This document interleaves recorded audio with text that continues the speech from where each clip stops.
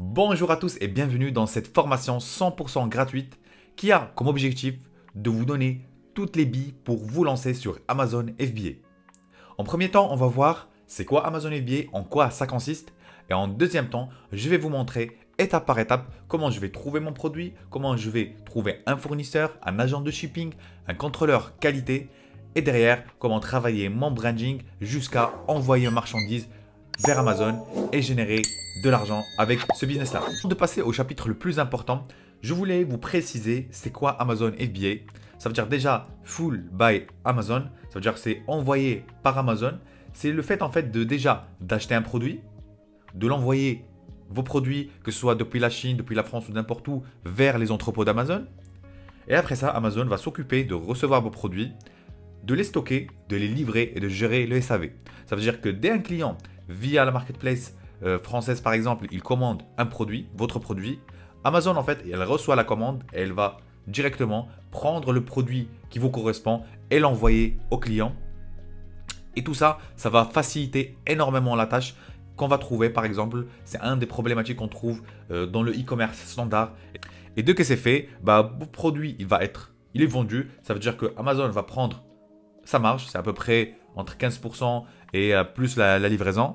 Et après, la moitié qui reste, ça va être pour vous, dans votre poche. Et derrière, vous allez pouvoir générer du bénéfice. Tout dépendra de votre calcul de rentabilité. Et c'est là où on va voir dans le chapitre suivant. Avant de passer au prochain module, je tiens à vous dire que j'ai mis en place une mini formation qui va vous permettre de rentrer plus en détail sur comment rechercher votre produit. J'ai un cas concret que j'ai décrypté étape par étape, comment j'ai trouvé ce produit-là, comment j'ai analysé ce produit-là et est-ce que c'est un bon produit ou pas. Je vous laisse découvrir ça. Vous pouvez récupérer vos liens dans la description et n'hésitez pas à me dire ce que vous en pensez. Alors là, pour ce module-là, je vous ai fait une analyse par rapport à 4 mois. Mais sachez que ça dépendra des personnes. Il y en a qui vont prendre moins, il y en a qui vont en prendre un peu plus. Mais l'objectif, c'est vraiment de rentrer ce business-là entre 3 à 4 mois, de sortir ce business-là. Pourquoi 3 à 4 mois? Parce que tout dépendra déjà de moyens de shipping que vous allez utiliser. Quand je dis shipping, c'est le transport. Comment vous allez envoyer votre marchandise depuis la Chine vers les entrepôts d'Amazon. En avion, par exemple, ça va prendre 2 semaines. En train, ça prend 1 mois. En bateau, ça prend entre 1 mois et demi à 2 mois. Tout ça, il faut le prévoir. C'est pour ça, en fait, on va prendre entre 3 à 4 mois. C'est un peu la moyenne aujourd'hui. Du coup, sur les 4 mois, le premier mois, ça va être recherche produit. Le deuxième mois, ça va être recherche de fournisseurs. Troisième mois, on va préparer notre lancement. Et le quatrième mois, notre produit, il est sur Amazon. C'est le jour J, c'est le jour où tout le monde cherche à obtenir. C'est le jour où tu peux encaisser de l'argent. Du coup, on va commencer déjà par le premier mois. Le premier mois, on va vraiment s'occuper de la recherche produit. Ça veut dire que premier mois, c'est objectif, trouver ton produit à lancer. Il faut savoir que le produit, c'est vraiment la base et le noyau de ton business. Aujourd'hui, si tu te trompes de produit, en fait, même si tu as des bons fournisseurs, même si tu as un bon listing, des belles images, derrière, en fait, ton business, il ne va pas fonctionner. Du coup, il faut vraiment se concentrer sur cette étape-là. C'est une étape cruciale pour ton business. Du coup, pour rechercher un produit, moi, je vous conseille, il y a 2 logiciels. Après, il y a plusieurs, mais moi, je vous conseille les 2, soit Helium 10, soit Jungle Scout. Personnellement, j'utilise Helium 10 et je conseille même les gens que j'accompagne d'utiliser Helium 10 pendant 1 mois et après de couper l'abonnement. Mais Helium 10, en fait, il va te permettre d'avoir une interface graphique qui est assez intuitive pour analyser une niche. Ça veut dire juste avec un seul tableau, je peux savoir est-ce que c'est une bonne niche ou pas. Je n'ai pas besoin de traquer, de faire plein de choses, plein de manips pour savoir si c'est une niche ou pas. Ça me fait économiser énormément de temps. Ça coûte un peu plus cher, mais ça fait économiser énormément de temps. Et du coup, première étape, c'est recherche produit. On va définir par exemple de trouver 10 premiers produits, 10 produits avec des bonnes filtres. Quand je dis filtre, ça veut dire, ce que je veux dire, c'est un bon volume de recherche, un bon chiffre d'affaires et pas beaucoup de concurrence. Après, tout dépendra de la stratégie que vous allez mettre en place. Mais moi, ce que je vous conseille aujourd'hui, c'est de partir sur des produits qui sont sous les radars, qui sont nichés. Ça veut dire qu'il n'y a pas beaucoup de concurrence, mais avec un bon volume de recherche, ce qui va vous permettre de générer de l'argent. Parce que qui dit volume de recherche dit générer de l'argent, ça veut dire qu'il y a des ventes. Il ne faut pas partir sur des produits qui ne génèrent pas de ventes, sinon on ne gagnera rien. Il faut avoir vraiment l'équilibre. Avoir un bon volume de recherche avec un bon CA, que ce soit par exemple 4000, entre 4000 à 6000, 6000 à 10 000, tout dépendra après de votre budget de départ.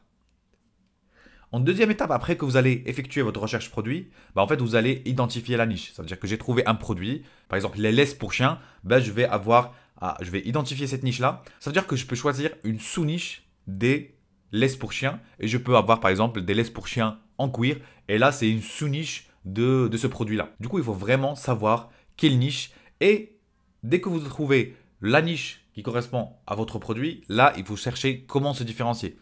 La différenciation la plus simple à faire, c'est de trouver un nouveau design. Dans tous les cas, il ne faut pas copier-coller un produit qui existe déjà. La différenciation, c'est aussi important que les autres étapes. Il ne faut pas. Toutes les étapes que je vous donne aujourd'hui, c'est des étapes très importantes que vous devez checker étape par étape pour réussir votre business. Du coup, la chose à savoir, c'est le fait de trouver un point de différenciation. Et ça, c'est plus simple, c'est de trouver un design, un nouveau design qui vient de sortir, créer un bundle, ça veut dire lancer deux produits, les mettre dans un seul packaging et les vendre en bundle. La troisième solution, c'est vraiment modifier tout ce qui est contenant. Ça veut dire que vous avez un produit à 30 centilitres, vous pouvez le rendre à un demi-litre par exemple ou un litre. Tout dépendra du produit. Après, le quatrième point de différenciation, c'est vraiment de analyser les commentaires, de savoir qu'est-ce que vous pouvez améliorer dans ce produit. Ça veut dire que, et ça va être un travail avec le fournisseur, de trouver les points faibles d'un produit et de les faire améliorer. Et ça, c'est un travail que vous pouvez faire avec le fournisseur. Dès que vous allez trouver votre point de différenciation, là, vous pouvez travailler votre branding. Ça veut dire créer un logo, créer une marque. Dans tous les cas, ce qu'on fait aujourd'hui, c'est vraiment du private label, c'est créer une marque. C'est très très important parce qu'en fait, une marque, c'est quelque chose, c'est un actif que vous allez créer pour l'avenir. C'est quelque chose qui va durer. Ce n'est pas un business jetable, vous vendez, vous achetez et c'est fini. Là, c'est vraiment un business à long terme. Du coup, réfléchissez un peu à créer une marque là-dessus. C'est très très important, surtout pour se protéger et avoir plein de fonctionnalités que Amazon offre. Du coup, travailler son branding. Dès que c'est fait, en fait, il faut calculer sa rentabilité. Troisième étape, ça va être le calcul de rentabilité. Le calcul de rentabilité, il faut savoir, il y a deux frais initiaux. La première, c'est le coût du produit, ça veut dire le sourcing et le shipping. Le coût du produit quand vous allez acheter et le transport pour l'envoyer à Amazon. Et le deuxième coût, c'est les frais d'Amazon. Sur les frais d'Amazon, il y a deux types. Pour chaque vente, Amazon prend un pourcentage sur chaque produit. C'est les frais de livraison. Ça veut dire votre client, il va commander son produit, il va le recevoir avec un coût de livraison. Et tout ça, il faut le faire. Il faut faire un calcul de rentabilité. Et comme ça va vous permettre de savoir est-ce que votre produit, il est rentable ou pas.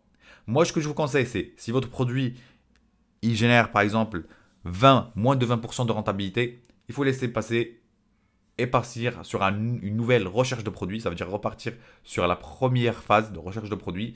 Par contre, si votre produit il dépasse les 20%, par exemple, vous avez 25, 30, 35, là, c'est un bon produit. Du coup, vous pouvez continuer. Et là, par rapport au premier mois, vous avez déjà effectué cette recherche produit qui va vous permettre, vous avez déjà effectué cette recherche produit qui va vous permettre de savoir le noyau de votre business, dans tous les cas, votre premier produit que vous allez lancer. Du coup, sur le deuxième mois, vous allez vous occuper à trouver un fournisseur et un logisticien. Pourquoi trouver des fournisseurs? Quand je me lance sur un produit et je veux lancer un produit, j'aime bien avoir plusieurs. J'aime bien avoir le choix. Ce qui veut dire que je vais trouver plusieurs fournisseurs qui peuvent me créer mon produit avec les spécifications que j'ai établies dans le premier chapitre. Et derrière, je vais avoir une comparaison de prix. Ça va me permettre de négocier avec mes fournisseurs. Ça me permet d'avoir le bon prix, la bonne qualité. Surtout que dès que vous allez rechercher votre produit, que ce soit sur Taobao, Alibaba ou 1688, derrière en fait, vous allez par exemple valider 2 fournisseurs, 3 fournisseurs par rapport à un seul produit, par rapport à votre produit. Derrière en fait, il faut commander vos échantillons.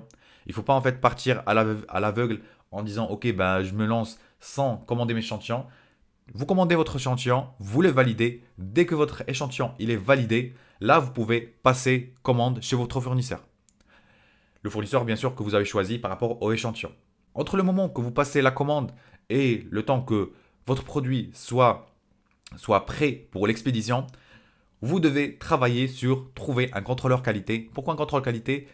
C'est quelqu'un qui va venir, c'est un third party, ça veut dire c'est une troisième personne qui va venir pour vérifier votre marchandise, voir si votre fournisseur il a fait le bon travail, est-ce qu'il a respecté votre cahier de charge, votre vision. Et c'est très très important de faire ce contrôle qualité. En général, le contrôle qualité, ça ne coûte pas énormément d'argent par produit. Ça va vous coûter 50 centimes par produit. Mais il faut le faire parce que c'est quelque chose de très très important. Et si vous ne le faites pas, vous prenez le risque d'envoyer votre produit vers Amazon sans vérification et sans contrôle qualité. Ça veut dire que vous mettiez votre business dans les mains d'un fournisseur, de votre fournisseur. Dès que vous avez un contrôle qualité validé, il faut trouver un agent de shipping. C'est l'agent qui va transporter votre marchandise depuis, par exemple, la Chine vers Amazon. Et l'agent de shipping, ça va inclure aussi tout ce qui est frais d'import. Voilà, il va s'occuper de tout. Ça veut dire qu'il va vous prendre la marchandise depuis l'usine ou depuis un port et l'envoyer directement vers Amazon. Comme je vous ai déjà dit, vous avez plusieurs moyens, avion, train, bateau. Il y a aussi des avions, par exemple, vous allez trouver les avions, les express. Le express, il y a aussi tout ce qui est économique.